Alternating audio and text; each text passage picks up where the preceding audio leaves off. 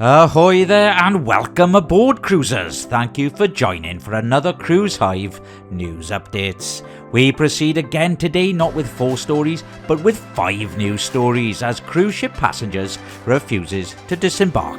Rockslide stands cruise guests, Carnival adds security measure, also Carnival itinerary changes and more.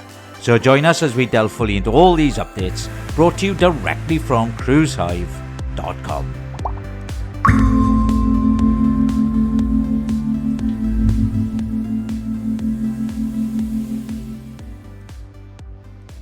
Royal Caribbean Group reported stellar second quarter earnings on July the 25th, driven by the popularity of new ships Utopia of the Seas and Icon of the Seas meeting financial targets 18 months earlier than expected. The company posted second quarter revenues of $4.1 billion and a net income of $854 million, up from $459 million in 2023. This surge in bookings has led to a full-year earning forecast of a 68% increase. As of June the 30th, customer deposits reached $6.2 billion, reflecting strong future bookings and heightened onboard spending, especially for European and Alaska itineraries.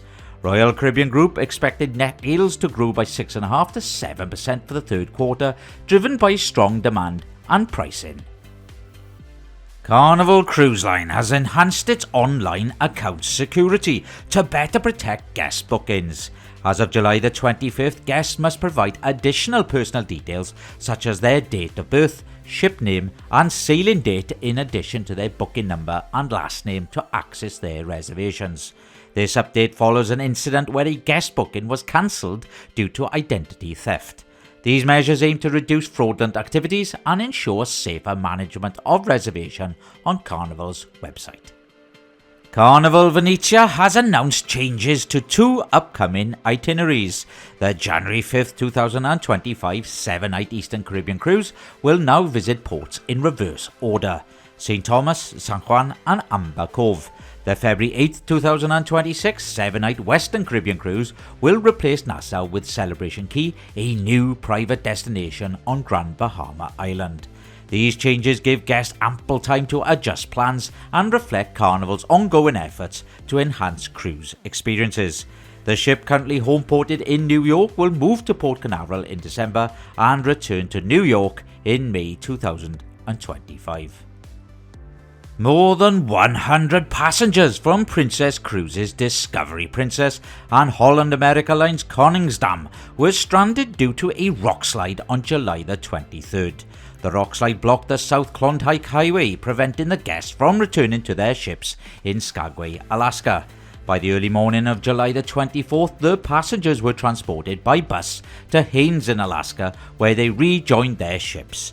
Both ships will continue the Alaska sailings, with Koningsdam stopping in Ketchikan on July the 25th and concluding in Vancouver on July the 27th, while Discovery Princess will end in Seattle also on July the 27th. Costa Cruises Costa Serena shortened its cruise due to Typhoon Gamey, angering passengers who refused to leave the ship and demanded refunds. The cruise departed from Keelung Port on July the 21st for a 5-night itinerary in Okinawa in Japan. However, the itinerary was altered 3 times as Typhoon Gamey had already formed and was threatening the region. Guests were notified the day before departure that the call to Ishigaki would not be possible, and the cruise was cut short, returning to Kaohsiung in Taiwan on July the 24th. Compensation was offered, but not all guests were satisfied.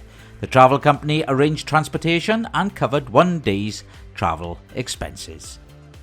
And that's it for me today, cruisers. My name is Paul, and all the news you require is over on cruisehive.com. Now, if anyone has any news, you can email us at newstips@cruisehive.com.